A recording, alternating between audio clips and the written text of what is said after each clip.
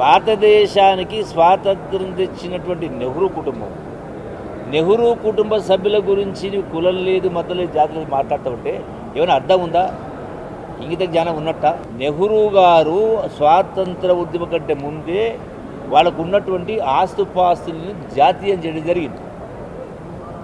ఇందిరాగాంధీకి ఒక ముక్కు మహిళగా పేరు వచ్చింది. అంతేకాకుండా దేశ సమగ్రత కోసం ప్రాణాలు అర్పించింది. నిజమాబద్ధమా?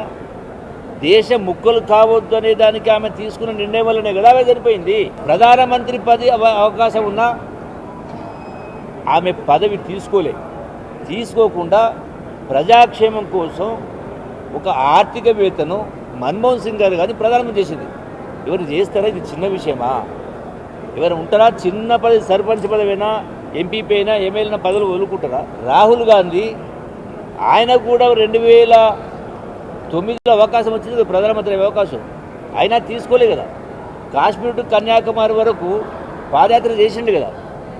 అరే కులం ఉంది, గుణం ఉంది, మరి మీకేముంది? పార్టీ స్వార్థం కోసం మతాన్ని మీరు పెంచుతూ ఉన్నారు.